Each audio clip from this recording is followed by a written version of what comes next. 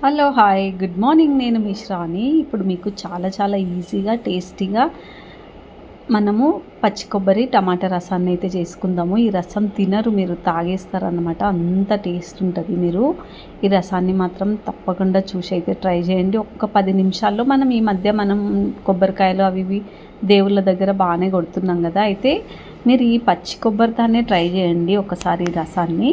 Okay, ఇప్పుడైతే నేను డైరెక్ట్గా స్టార్ట్ చేసుకుంటున్నా. ఇక్కడ నేను బాండ్లీ పెట్టుకున్నా.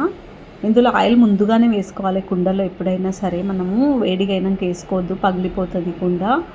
ఓకే, ఆయిల్ వేసుకున్నా. ఇప్పుడు దీంట్లో నేను కొంచెం భయపడి ముందుగానే ఆవాల జీలకర్ర కూడా వేసుకుంటున్నా. ఇప్పుడు ఇవి వేగిపోయినవి. తర్వాత నెక్స్ట్ వచ్చేసి మనం ఇందులో ఉల్లిగడ్డ వేసుకుందాము. ఉల్లిగడ్డ వేసుకొని ఇందులోనే కొంచెం వేగిన తర్వాత టమాటా, ఇది బాగా కలుపుకోవాలి. ఓకే, ఇది ఉడుకుతున్నప్పుడు మనం ఇప్పుడు ఇందులో ఉప్పు పసుపు వేసుకుందాము. ఓకే, ఇది కూడా కొంచెం మగ్గేలోపు ఒక మసాలా అయితే పట్టుకుందాము. ఇక్కడ ధనియాలు, ఎండుమిర్చి, మిరియాలు, పచ్చి కొబ్బరి అండ్ వెల్లుల్లి తీసుకున్నా. వీటిలో మనం కొంచెం మిరపపొడి వేసుకొని ఇది పొడి చేసుకోవాలన్నమాట. ఈ పచ్చి కొబ్బరి చారుకి ఈ పొడి చేసుకుంటే పొడి రెడీ అయిపోయింది. ఇక్కడ నేనైతే పేస్ట్ అయితే చేసుకున్న దాన్ని పౌడర్ని. ఇప్పుడు ఇక్కడ కరివేపాకు, కొత్తిమీర కూడా వేసుకుందాం దీనిలో కొంచెము.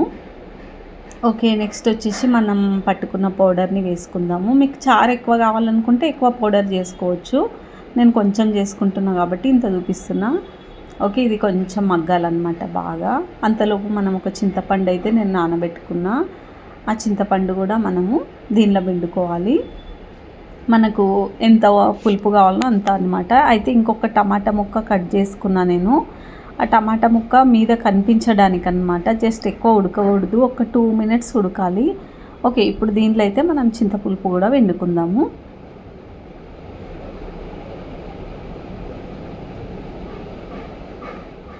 మనకు కావాల్సినంత చింతపులుపు. ఇదైతే కొంచెం మగ్గాలన్నమాట. ఫస్ట్ బెల్లం ముక్క వేసుకుంటున్నా. బాగా మగ్గుతే ఏమవుతుందంటే కొంచెం మనకు పులుపు బాగా గట్టిగా వస్తుంది, తిక్కుగా. మనకు కావాల్సినంత వాటర్ పోసుకుందాం. ఇంకా అయిపోయాక నాకైతే ఉప్పు కొంచెం చూసుకోవాలి, టేస్ట్ ఎట్లా అయిందనేసి ఉప్పు చూసుకోవాలి. కొంచెం తీపి కూడా మనకు సరిపోకుంటే వేసుకోవాలి. పైన కొత్తిమీర చల్లుకొని ఇంకా దీన్ని బాగా మరిగించుకోవడమే అన్నమాట. అయితే ఈ పచ్చి కొబ్బరి చారు రసము మీరు కూడా తప్పకుండా ట్రై చేయండి. ఎందుకంటే ఒక్కొక్క చారు ఒక్కొక్కలాగా ఉంటుంది అన్నమాట. ఇది మనకు ఒక 10 నిమిషాల్లో అన్నీ ఉన్నాయనుకుంటే ఒక 10 నిమిషాల్లో ఇంత మంచి చారుని మనము చేసుకోవచ్చు. ఇంకోటి టేస్ట్ అయితే చాలా చాలా బాగుంటుంది. ట్రై చేసి నాకైతే ఇది మీరు ట్రై చేసిన తర్వాత తప్పకుండా కామెంట్ అయితే చేయండి. మీకు కూడా ఇట్లనే వచ్చిందా, బాగా వచ్చిందా, ఎట్లా వచ్చిందా అనేసి నాకైతే కామెంట్ చేయండి. నెక్స్ట్ మరో వీడియోతోన మీ ముందుంటాను.